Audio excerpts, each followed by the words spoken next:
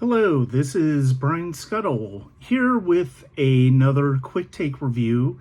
This one, though, is not going to look at a modern, recent movie, but it's going to look at a movie that's in the past. And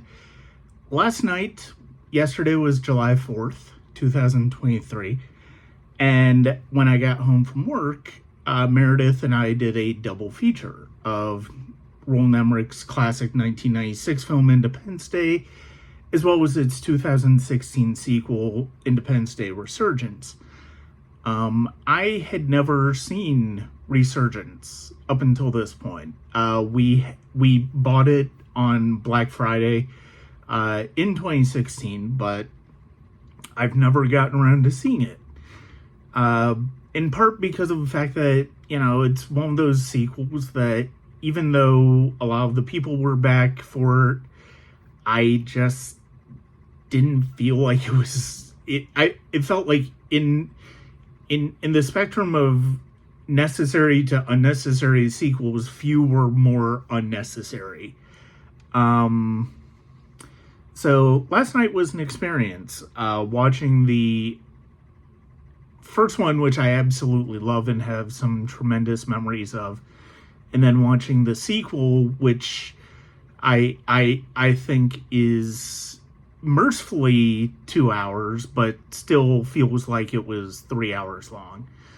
I think a big part of that is because of the fact that it is a legacy sequel, but it doesn't necessarily play by the rules of a legacy sequel in a lot of respect. I mean, we don't get Will Smith, but we knew that going in.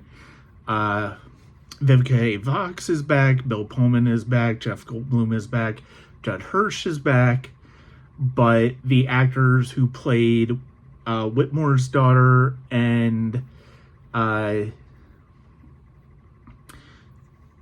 Dylan, Vivica A. Fox's son, they're recast. And there was certainly a controversy about Mae Whitman not being brought back.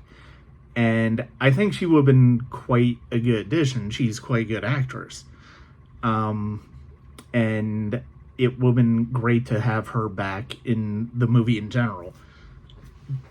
We also get Brent Spiner back. We also get Liam Hemsworth as Whitmore's daughter's boyfriend, and that's pretty much it. And we get William Fichtner as a military head who somehow becomes president of the United States. I guess he's Secretary of Defense, or something like that. He's somewhere in the presidential hierarchy. But he becomes president after Celia Ward, who plays the president, is killed. This movie's nonsense from start to finish.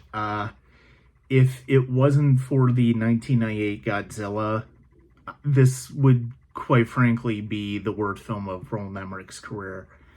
And that's saying something, because I absolutely hate Godzilla. I think there are some ideas here that if the screenwriting had probably been stronger, might have worked, but I don't think there's a lot of really great execution here, and that's the big problem. The visual effects are fine, but they set up what the world has been 20 years, down the road. But the fact of the matter is, it's one of the things that even now makes the original Independence Day so cool, is that it really does take a global perspective on it, even though it's basically set following the Americans. You also see what this is doing across the world, and you don't really get that in this movie until the very, very end. And I think that's one of the fundamental problems with the movie. Uh, Roland Emmerich, I mean, he's always been a very hit or miss filmmaker. This is a huge swing and a miss. I mean, even if Will Smith had been in here, would he have been given material worthy of coming back? And I'm not even sure if I can say that about Bill Pullman or Jeff Goldblum. Judd Hirsch is basically left out to dry in this movie for the most part.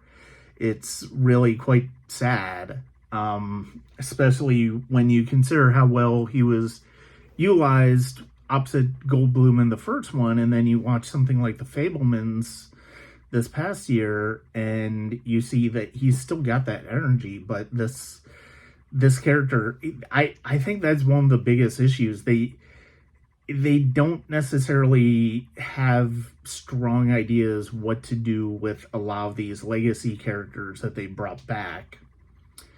And that's one of the biggest problems of this movie.